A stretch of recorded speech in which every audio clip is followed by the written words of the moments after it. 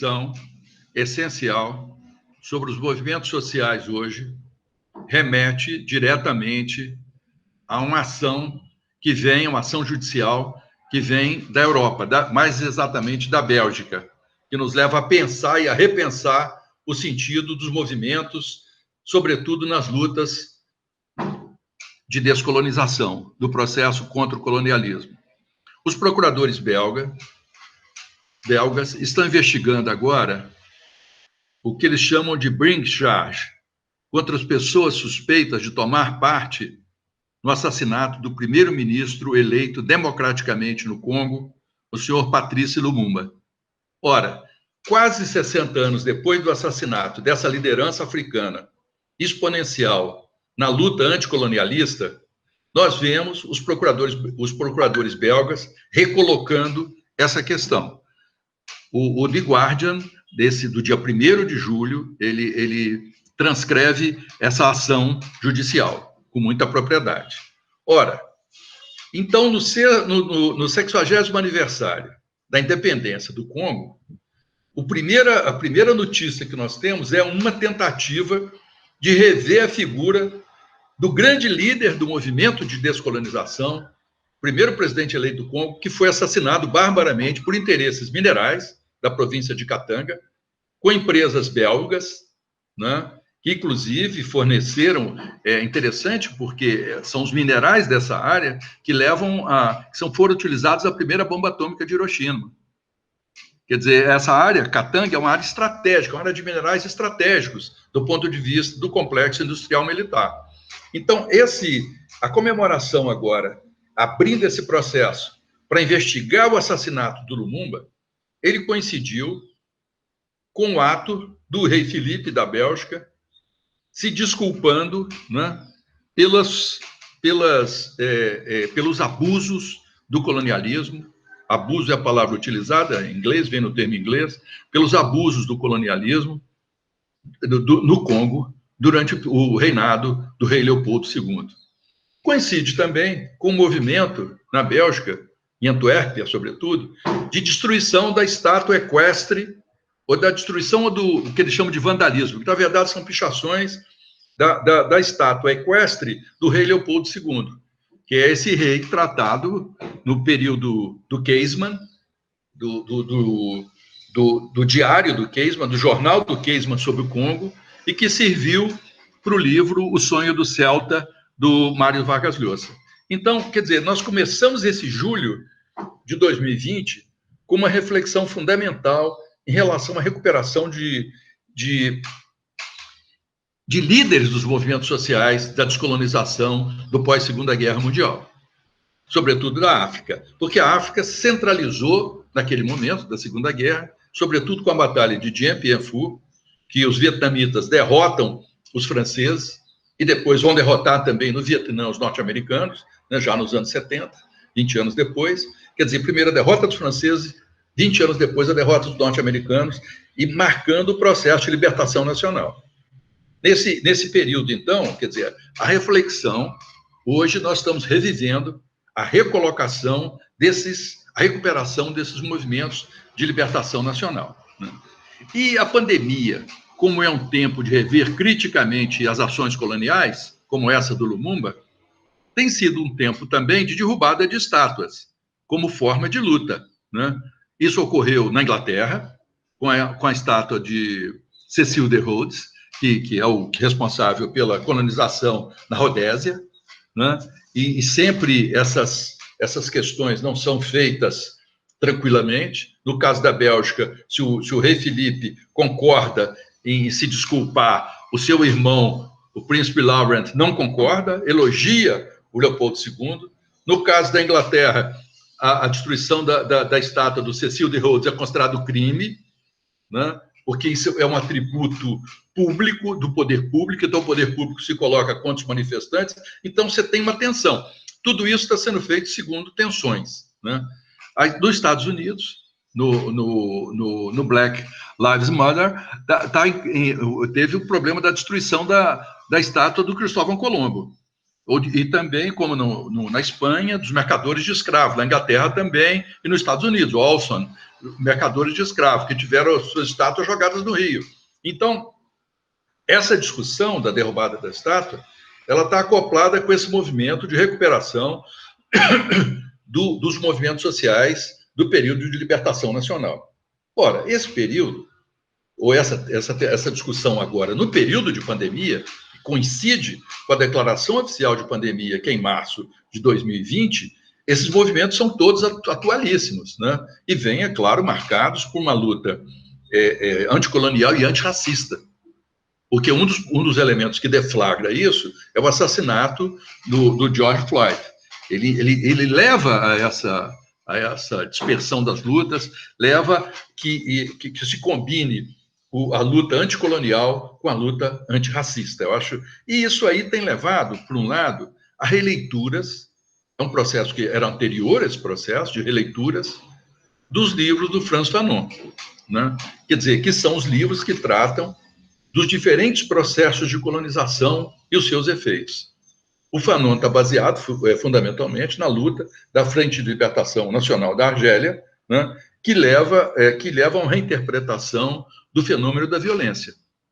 O que significa a violência contra o colonizador? Ele está discutindo isso, né? É diferente, por exemplo, da posição do Gandhi na Índia, que é uma ação da desobediência civil, né? E no caso do Gandhi, a violência é absorvida pelo colonizado como forma de resistência. No caso do Fanon, a violência deve ser exercida pelo colonizado como forma de resistência. Então, o conceito de resistência ele muda, como também vai mudar no caso da África do Sul. O Mandela é favorável, está preso, 23 anos preso, e ele é favorável à negociação com o governo. E o comando do Conselho Nacional Africano, o CNA, ele sofre uma cisão.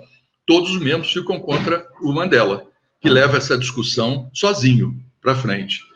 Então, quer dizer, o Mandela é uma negociação com luta, que o leva depois a se separar da própria esposa da Winnie Mandela, que defende uma forma próxima da forma fanonista do fenômeno da violência como elemento da descolonização. No mesmo sentido de negociação, tem-se também o caso do Kenyatta no Quênia, né, que ele defende a negociação com o colonizador britânico. Eu acho que esses dados todos, eles mostram que as lutas hoje do Black Lives Matter, que, aliás, é interpretado pela Elaine Brown, que é do ex-Black Panthers, ela define como se fosse um movimento da senzala. Ela acha que o Black Lives Matter é um movimento dos que estão acomodados, é um movimento da senzala, é um movimento dos acomodados. Então, isso aí também é uma discussão importante para a gente poder pensar. E no caso brasileiro, para nós podermos pensar os movimentos sociais aqui, essa discussão também ela é contemporânea, no caso da pandemia, com a exigência, não é, de montar o gabinete de crise, que foi uma decisão do ministro Luiz Roberto Barroso, atendendo à arguição do descumprimento do preceito fundamental 709, ingressado pela associação, né, ou pela articulação dos povos indígenas do Brasil, que com mais 6 partidos políticos, que ela entra com essa arguição de descumprimento, exigindo um gabinete de crise, sobretudo para discutir a situação dos indígenas face à pandemia. A primeira reunião também, que se realizou agora em julho, foi no Gabinete de Segurança Institucional. Houve uma incompreensão muito grande por parte do general que é o responsável por essa secretaria, por esse gabinete, general Heleno. General Heleno mandou que os indígenas procurar o SUS, como qualquer cidadão, aqueles indígenas que não estão nas áreas demarcadas. Então, isso levou o movimento indígena a ter uma rediscussão agora, né, entendendo essa definição do general como uma definição autoritária, uma definição racista, que, ora, são, então, povos fora de terras indígenas demarcadas serão tratados como produtores rurais, como diz o general? A resposta a essa pergunta leva à mobilização por parte da PIB e por parte dos movimentos indígenas, né? O que foi consagrado agora com essa Assembleia Mundial da Amazônia, organizada pela COICA. Então, se tem uma nova forma de mobilização. Quer dizer, ao mesmo tempo, nesse período de pandemia, com os dados terríveis do desmatamento, também esse racismo se manifesta de outra maneira. Por exemplo, o presidente da República culpa indígenas e chamados caboclos pelas queimadas, como se os índices elevados de desmatamento, provocados por garimpeiros, madeireiros, interesses vinculados ao agronegócio, que formam uma poderosa coalizão de interesses hoje. O exemplo mais forte, talvez, seja que no ano passado nós tivemos o Dia do Fogo em agosto. Esse ano, em agosto, nós vamos ter o Dia da Água, porque eles estão tentando apagar o fogo, porque foi um tiro no pé, incentivar a destruição da floresta, foi um tiro no pé. E na destruição da floresta se formou uma coalizão de interesses bastante vasta. Interesses de empresas mineradoras, de garimpos ilegais, de garimpeiros que exercem atividade ilegal, extração aurífera, de comerciantes das pequenas cidades, Novo Progresso, né? Moraes de Almeida, Trairão, todos no corredor da BR-163, onde foi realizado o Dia do Fogo. Também interesses do agronegócio, fazendeiros, que ali é o corredor da soja, que leva ao porto de Birituba e ao porto da Cargill em Santarém. Então, quer dizer, houve uma coalizão de interesses que até então não havia no país. De madeireiros, comerciantes locais, garimpeiros, empresas mineradoras e interesse dos agronegócios se unirem numa mesma ação, que foi o Dia do Fogo, o chamado Dia do Fogo. Que foi os resultados hoje que nós temos das queimas são resultados assustadores. Os resultados de desmatamento hoje são numa proporção e num percentual assustador. Quer dizer, está se destruindo, né? Os dados são terríveis, né? Mais de 1.000 campos de futebol, ora. Então, quer dizer, esse dado é um dado que nós não conhecíamos, é um dado que a sociedade brasileira não conhecia. Então, no gabinete de crise, Marubos, Cachoiana, Guajajara, Terena, conduzidos por uma liderança, que é a senhora Sônia Guajajara, que é da PIB, leva a uma colisão de visões com essa proposição racista e autoritária do general Heleno. Eu acho que esse quer dizer, o mesmo Gabinete de Segurança Nacional, no período de pandemia, já tinha incorrido num erro cruel, que foi confundir consulta com medidas administrativas, ao definir no horizonte das ações a remoção dos quilombolas de Alcântara. Então, quer dizer, não é a primeira vez que esse general, que deve ter pouco conhecimento das realidades localizadas, a despeito de ter trabalhado na Amazônia, parece que não conhece, quer dizer, o fato de não ter esse conhecimento leva a visões de absoluta incompreensão que facilita o conflito, que facilita o choque de interesse. Então, eu acho que esse dado é um dado fundamental para nós podermos refletir.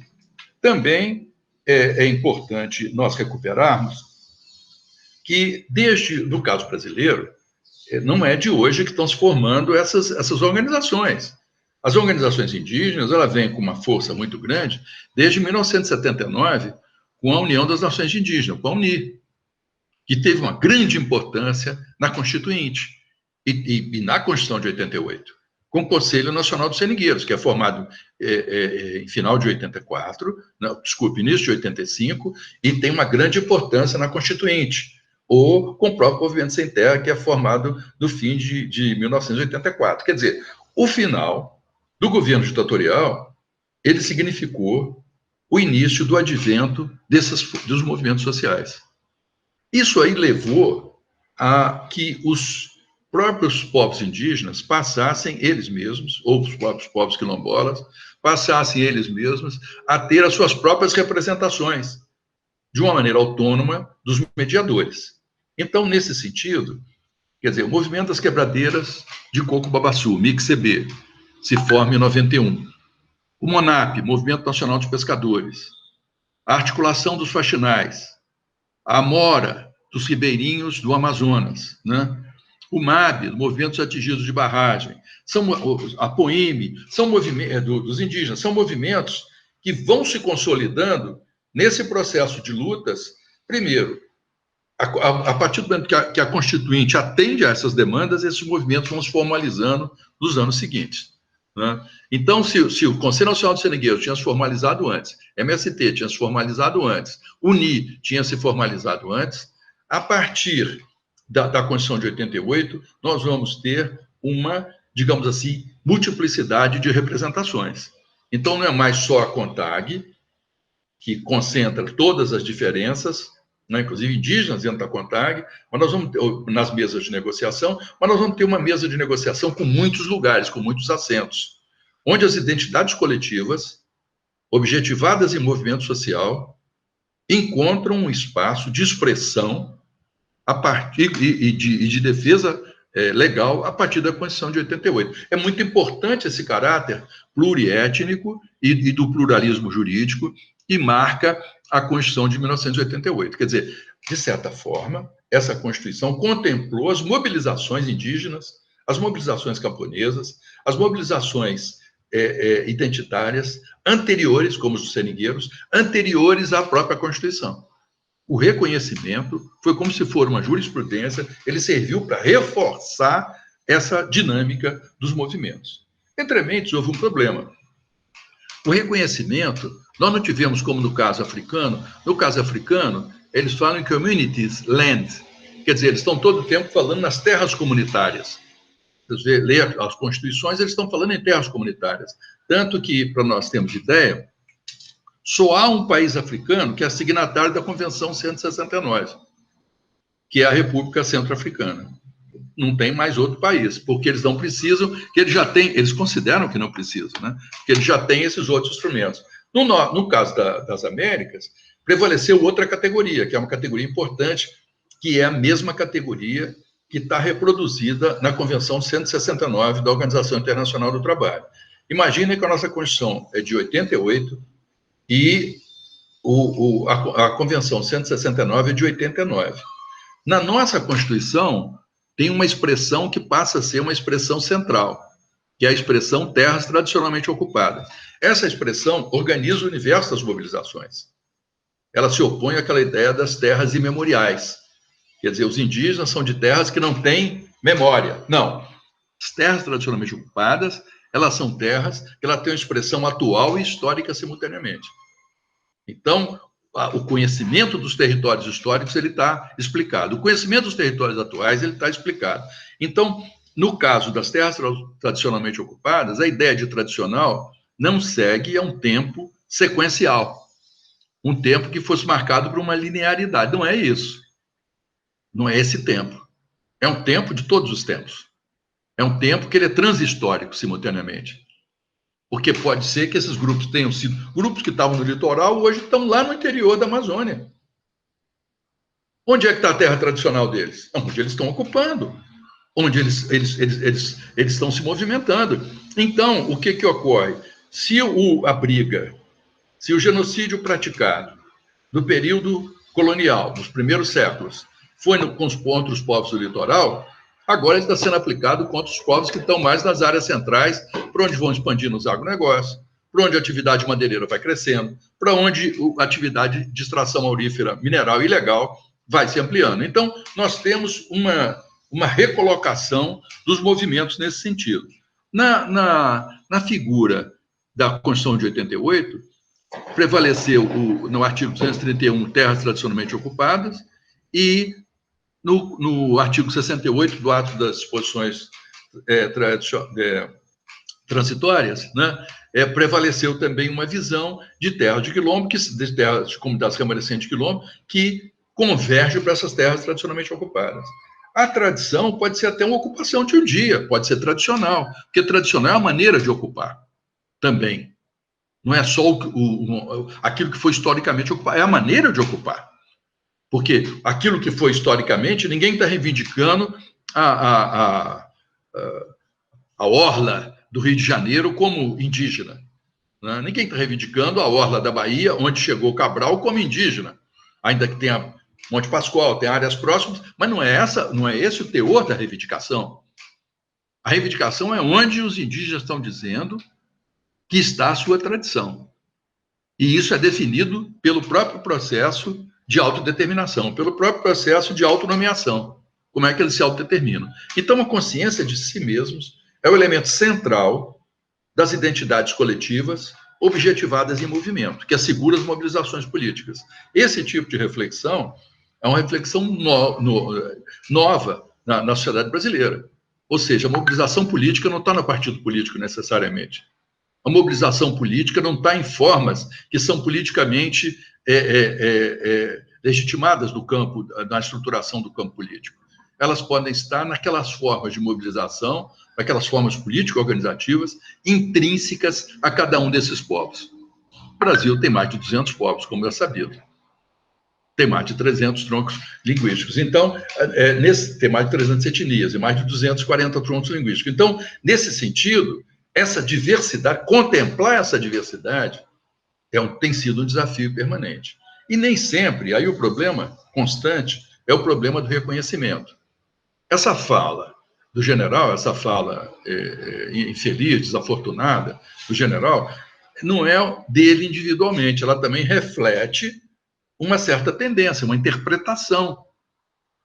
É claro que é uma interpretação baseada no desconhecimento, baseada em desconhecimento conceitual, inclusive. Mas ela existe na vida social e tem força na vida social. Então, nós estamos vivendo um momento de um debate importante em torno desse reconhecimento. Porque o número de terras quilombolas, por exemplo, tituladas, ele é mínimo. Ele é pouco mais de 1 milhão de hectares. Ora, o que é isso, considerando que você tem no campo pelo menos mais da metade de população configurada como população negra rural? Como é que você define isso? Como é que você vai trabalhar isso? Então, quer dizer, esses desafios do reconhecimento, da titulação das terras de quilombo, da demarcação das terras indígenas, todos eles estão praticamente paralisados desde o governo Dilma, que não se demarcou praticamente nada, a não ser nos últimos meses, no caso do governo Dilma, o governo Temer passou de passagem e esse governo está passando de passagem. Aliás, dizendo explicitamente que não vai demarcar nem mais 1 hectare. Então, nós temos aí que perdura uma tensão social. E nós temos um fenômeno chamado dos indígenas na cidade. Mais da metade dos indígenas hoje estão na cidade, mas não estão na cidade. Nunca saíram das aldeias, na verdade. São filhos que vão estudar na cidade, são alguns que estão trabalhando, mas estão voltando para a cidade. E tem as aldeias dentro da cidade. Aqui em Manaus, nós temos pelo menos 25 aldeias, 25 a 27 aldeias dentro da cidade. E essas aglomerações, lhe é negado, são negadas a esses indígenas até o RANI, o registro, que seria o registro administrativo indígena, é negado a eles. Quer dizer, então, nós temos que repensar as formas do Estado lidar com essas situações de plurietnicidade que estão presentes na cidade, essas aldeias, essas unidades sociais que se estão constituindo dentro das cidades, elas são pluriétnicas, elas não são de uma etnia. Tem um outro sistema, uma outra regra matrimonial, uma outra regra de casamento, que aproxima esses povos, que leva a relações interétnicas. Então, nós temos um quadro de mobilização inteiramente novo para o nosso campo político e para a nossa organização social. Caramba, isso exige uma abordagem conceitual muito precisa do que é movimento social, do que é conflito, do que é aldeia, do que é tribo, que esse conceito de tribo ele voltou, de certa forma, a se colocar.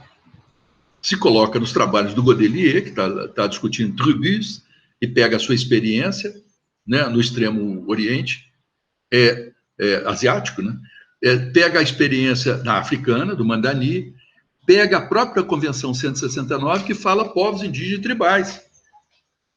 Mas onde estão os tribais no Brasil? Como é que nós vamos discutir tribais no Brasil?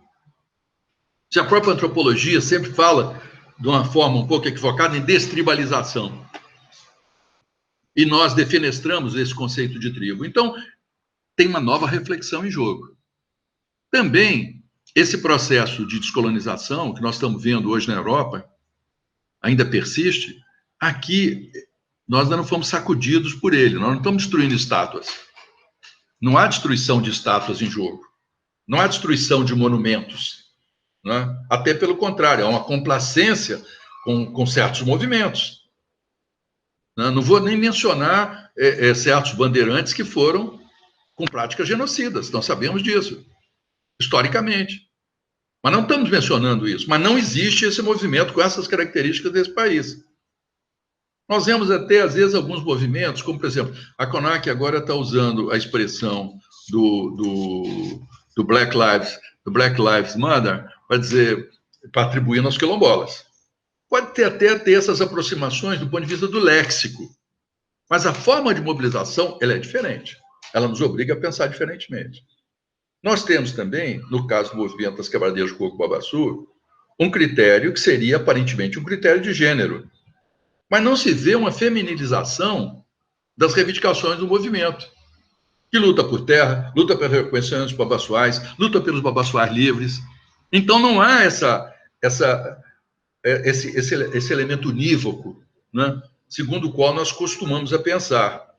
Um povo, uma aldeia, uma unidade social, não. Múltiplos povos, numa aldeia, múltiplas etnias. Então, quer dizer, trabalhar com esse componente plural exige, por parte do Estado, novas formas de registro, quer dizer, uma abertura nas formas de registro dos indígenas, que não são produtores rurais, simplesmente. Ou quilombolas, que não podem ser tratados, por estar na cidade, não podem ser tratados como produtores rurais. Existe até a expressão hoje, quilombos urbanos, que é exemplo de Porto Alegre, um trabalho de nossa colega muitíssimo bem feito, né, e que merece ser citado. Então, quer dizer, no caso de Belo Horizonte, duas situações fortes também, em outros estados brasileiros. No caso de Manaus, o quilombo da Praça 14 do Barranco, né, de São Benedito. Então, quer dizer, nós temos hoje os quilombos dentro das cidades, temos as aldeias indígenas dentro da cidade, e temos composições étnicas plurais. Ou seja, as territorialidades são territorialidades específicas, construídas segundo esse processo diferenciado, etnicamente, socialmente, de consolidação de territorialidades. Então, essas territorialidades específicas, elas constituem uma reivindicação que abre um novo repertório, uma nova pauta reivindicatória em jogo. E os aparatos de Estado têm dificuldade de lidar com isso. Por isso que volta a frisar, não é só o general que tem esse desconhecimento, porque isso é uma transformação muito em curso na sociedade brasileira. Implica que você reconheça essa formação histórica com muita atenção para entender as suas possibilidades de transformação que estão em jogo hoje. Esse dado é um dado fundamental, senão você não consegue entender. E você vai ter conflitos que não vão durar. Você vê, o conflito de Alcântara está durando 40 anos. É de 1980, esse ano, agora em outubro, faz 40 anos. Tem perspectiva de resolução? Não tem. Porque, do ponto de vista do Estado, é sempre o desconhecimento. Porque tem o rodízio militares, rodízio funcionário público. E as comunidades estão no mesmo ponto, elas são consolidadas. As que foram removidas estão pagando o preço até hoje de remoções compulsórias executadas de maneira inapropriada, de maneira inadequada. Então, eu acho que esse dado é um dado que nos obriga a ter muita paciência e muita capacidade de reinterpretação da organização social brasileira e reinterpretar as formas, segundo as quais essas novas formas político-organizativas, essas novas modalidades político-organizativas estão funcionando e transformando a realidade brasileira. Esse dado é um dado que tem que ser levado em conta no estudo, na abordagem nova pedida pelos movimentos sociais. As identidades coletivas, ao se objetivarem em movimento, elas criam uma pluralidade de representações. E nós temos que lidar com essa pluralidade. Só em Manaus hoje, se nós formos ver as associações indígenas, elas transcendem a 30. Né? E isso aí, olha, dentro de uma capital, você tem mais de 30 representações indígenas, e representações que não significam necessariamente que são de um único e um só povo, que são vários povos, unidades familiares de vários povos que estão juntas, ou que se aproximaram por regras de aliança, por regras matrimoniais. um grupo oferecendo mulheres, outro grupo oferecendo homens, isso significando consolidação de territorialidades específicas, e pensar terras tradicionalmente ocupadas definidas em metro quadrado. Ah, mas metro quadrado também você define quilômetro, você define por hectare, né? Sim, mas você hoje tem a combinação de áreas que seriam extremamente pequenas, inferiores às frações mínimas de parcelamento, aos módulos fiscais previstos em lei. Então, essa discussão, ela tem que abrir as formas de entendimento disso. Eu acho que esse é que é o grande problema da sociedade brasileira, nesse momento. Ter capacidade de abrir os seus esquemas interpretativos para novas abordagens, capaz de dar conta da pluralidade étnica, da diversidade social e dos territórios pluriétnicos. Eu acho que essa discussão ela abre um novo campo que tem que ser. E são situações em que essas circunscrições sociologicamente reconhecidas, elas se avizinham de outras que são diferentes. Esse também é um dado. Hoje você tem dentro de bairros nobres, Tarumã, por exemplo, você tem aldeias dentro do Tarumã. Ah, mas você tem aldeia indígena dentro do Tarumã? Ora, vá verificar, vai lá e constata isso. Quer dizer, a grande vantagem do conhecimento etnográfico é que as verificações são em loco, são localizadas. E hoje, os elementos de comprovação, eles implicam nos mapeamentos, ou seja, são situações georreferenciadas. Não há dúvida quanto a elas. Não há dúvida quanto à sua precisão. Não há dúvida quanto à sua localização. Não há dúvida, essa discussão que são invasores, isso pode ser absolutamente uma balela. Tem gente que está nessas áreas há 20, 30 anos. Como é que são invasores? Quem são os invasores do fundo? Então, essa discussão, ela permite, ela nos lança para outro aparato conceitual, para modificações nos aparatos conceituais e, sobretudo, nos dispositivos jurídicos e político-administrativos, que tem que ser revisto. Essa visão do Rani tem que ser revista. Essa visão que o general esposa nessa reunião do gabinete de crise, que o índio que não tiver em área demarcada, ora, é produtor rural, tem que ser revista. Isso é um conceito, no mínimo, defasado 80 anos. Rondon já percebia a falácia disso. Né? Ele percebia a falácia. A despeito de ter demarcado áreas muito pequenas, transformado em viveiros de mão de obra, vide no Mato Grosso do Sul, o caso dos Guarani, né? Quantas famílias por hectare, que é uma coisa absurda, uma coisa absolutamente assustadora, né? Mas virou uma forma de resistência. Então, nesse sentido, o conceito de resistência a esse não reconhecimento, o conceito de resistência é um conceito que implica em escolhas. E os movimentos indígenas, com essa arguição, né, de descumprimento de preceitos fundamentais, a DPF 709, ingressada pela articulação dos povos indígenas do Brasil, ela é a expressão disso. Ela é a expressão do reconhecimento disso. Indígenas isolados, que não estão em área demarcada, como é que vão ser reconhecidos? Como é que são protegidos?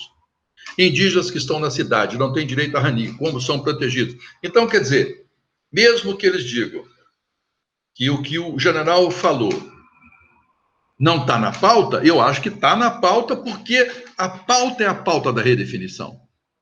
A pauta é a forma da recolocação da reivindicação.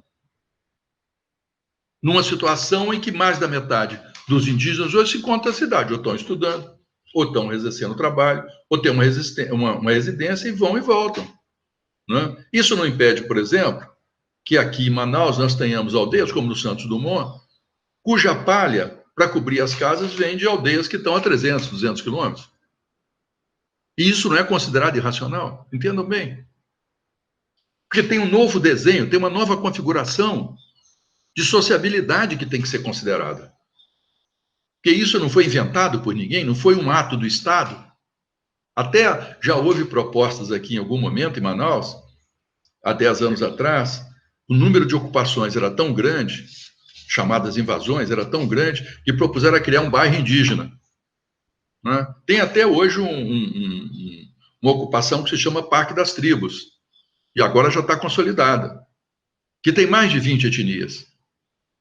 Nós acompanhamos uma ocupação em Iranduba, tinha 22 etnias. E não sei quantas línguas, quantas dezenas de línguas diferentes dentro da mesma ocupação. Então, esse dado, ele traz uma nova realidade. Ele exige uma nova forma de abordagem, novos instrumentos de pensamento capazes de dar conta dessas realidades. Os fenômenos sociais são dinâmicos, eles estão em movimento todo o tempo. Não é um conjunto de pessoas que, ao tempo todo, inventando uma maneira de ser ilegal. Não, pelo contrário.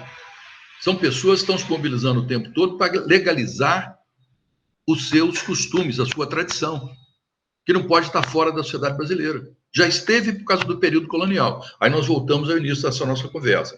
Já esteve devido ao período colonial. Porque o período do colonialismo foi o período de violência, de descaracterização absoluta dos aspectos culturais dos vários povos e etnias. E hoje você está lutando numa recuperação disso. E essa recuperação não se dá, no caso brasileiro, através das figuras, né? Ninguém está propondo reabilitar a Juricaba, por exemplo, se fosse copiar o modelo belga. Não é isso que está em jogo. Está em jogo reconhecer como terras indígenas essas aldeias que estão dentro da capital manauara. Eu acho que esse dentro da área metropolitana. Então, é diferente um pouco os movimentos. Mas são movimentos que estão se dando no mesmo tempo, eles são concomitantes. E todos eles estão colocando em questão, estão colocando em xeque os procedimentos colonialistas. Então, nós estamos vivendo, nesse momento da pandemia, uma exacerbação do acerto de contas com a herança colonialista, ou com o colonialismo. Isso está nos Estados Unidos, com a quebra de estátuas, está na Espanha, com a derrubada de estátuas, seja de Colombo, seja dos grandes mercadores, né, da região lá de Santillana, Santander, os mercadores de escravos, seja na Inglaterra, né, seja na Bélgica. Nós estamos vivendo isso na Europa e aqui estamos vivendo de outra maneira, quando você tem formas concretas de organização social desses povos e comunidades submetidos colonialisticamente, que hoje estão se colocando. Eu não estou nem pensando, nem querendo sugerir qual é o conceito. Eu estou querendo sugerir que o reconhecimento por parte dos poderes constituídos, consoante a Constituição Brasileira de 88, tem que reconhecer essas formas específicas. E essas formas, elas correspondem ao conceito de terras tradicionalmente ocupadas. Não são terras imemoriais, mas o conceito de terra imemorial, ele foi derrotado nas discussões da Constituinte de 1987. Houve a derrota dessa visão, de querer imaginar que os indígenas são aqueles do período pré-colombiano. Então é imemorial. Não, são esses de hoje. São as formas do presente. Não é? Não podemos ter uma visão historicista, como se o passado fosse explicar o presente. Não, é o presente que se projeta para reexplicar o passado. Então é nesse movimento de reexplicação que os movimentos sociais hoje se encontram na Amazônia. E, nesse sentido, reinterpretando o próprio sentido de Amazônia, seja face aos grandes empreendimentos minerais, seja face aos grandes programas governamentais, rodovias, ferrovias, né, hidrovias, seja perante a expansão dos agronegócios ou a intensificação da extração aurífera e dos outros minerais, né, potássio, por exemplo, na área Mura. Tudo é uma mesma discussão que está em jogo. É uma mesma discussão que está em jogo. E não adianta querer flexibilizar licenciamento ambiental, porque não dá conta de um problema concreto. Esse é que é a grande questão que está colocada hoje. Quer dizer, ou essa gestão vai deixar o problema para depois, e esse problema só vai se agravando, como já está suficientemente agravado, ou nós vamos ter, por assim dizer, um futuro marcado, né, por um certo catastrofismo. Eu não sou, de maneira nenhuma, de uma visão pessimista. Eu tenho uma visão até pelo contrário. Eu tenho uma visão de que as possibilidades de resolução elas estão ao nosso alcance. São ao alcance dos poderes. E se tiver vontade política, é um bom momento para resolver. A pandemia coloca isso com muita força, não é? A pandemia, ao exacerbar esses extremos, ela também aponta para uma recuperação da humanidade em nós mesmos, para esse encontro nosso com a própria consciência do que nós efetivamente somos e da própria ideia de nação. Você tem uma recuperação da nacionalidade nesse sentido, que infelizmente não está sendo levado em conta quando você faz um acordo de salvaguarda como o de Alcântara, quando você se recusa a reconhecer as terras indígenas como está sendo feito, quando você não quer reconhecer as terras quilombolas, que isso seria um encontro nosso com a nacionalidade, com o sentimento de nação. Mas é um sentimento que está sendo perdido por parte de setores que se dizem patriotas, absolutamente negativo. São antipatriotas, exercem o antipatriotismo, ao não reconhecer nesses que consolidaram as nossas fronteiras o seu papel essencial na organização social. Nós só temos essas fronteiras constituídas tal como estão, que os indígenas lutaram contra os espanhóis, contra a colonização espanhola, nas fronteiras com Colômbia, com Venezuela, com Peru, com Bolívia, e mais abaixo com Paraguai e com Argentina, né? Porque os indígenas engrossaram as nossas fileiras. Muito antes existia Exército Nacional, muito antes existiam as tropas de linha imperiais, e já estavam empenhados nessa luta. Né? Então, eu acho que recuperar essa história do país, recuperar esses conceitos, recuperar a forma de abordagem, eu acho que pode sinalizar para um futuro de muita esperança e muito otimismo. É isso que eu queria dizer para vocês. Me desculpe se me animei demais com algumas interpretações, mas é o sentimento, esse sentimento de brasilidade que nos movimenta nisso. Um grande abraço para todos. Bom, com respeito à minha fala, eu acho que ainda surgiram dois pequenos erros que eu faço questão de reparar aqui. Em primeiro lugar, essa questão da orla e da orla da Bahia, né? Onde há, por um lado, o movimento Tupinambá, muito forte, nas praias de Olivença, e o movimento Pataxó. Então, nesse sentido, esses dois movimentos não podem ser esquecidos. E eu mencionei justamente a orla da Bahia, quer dizer, houve foi uma informação da minha parte que não foi lá muito precisa, pelo contrário, ela trouxe um equívoco muito grande que eu faço questão de reparar. Então, quer dizer, esses movimentos são movimentos também essenciais, porque eles mudam, contribuem para mudar, não só o conceito de política, mas o padrão de relação política, a maneira de fazer política, a maneira de se mobilizar. Então, quer dizer, o que se pensa como mobilização passa a ser filtrado por esses fatores identitários também, que não se separam das lutas econômicas. Os fatores identitários não se separam das lutas econômicas. Outro problema, que eu acho que está mais no fim da fala, que eu faço questão também de, nessa intervenção posterior, minha mesmo, de recuperar, é que esse otimismo chamado, isso que eu estou chamando de otimismo, ele contém uma tristeza também dentro desse otimismo. Porque nós estamos vivendo com o tratamento que tem sido dado aos indígenas nessa quadra pandêmica, esse tratamento ele tem sido próximo de práticas genocidas. São indígenas que ressentem de não estarem sendo vistos como cidadãos. Então aqui é que entra a contradição levantada anteriormente. Quer dizer, não são indígenas, são cidadãos, mas que não são vistos como cidadãos. Talvez sejam tratados como cidadãos de segunda categoria.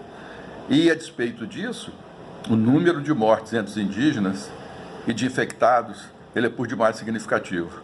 E ele exige de nós uma reflexão bastante forte, que esvazia um pouco essa ideia de tanta esperança que eu procurei transmitir para vocês.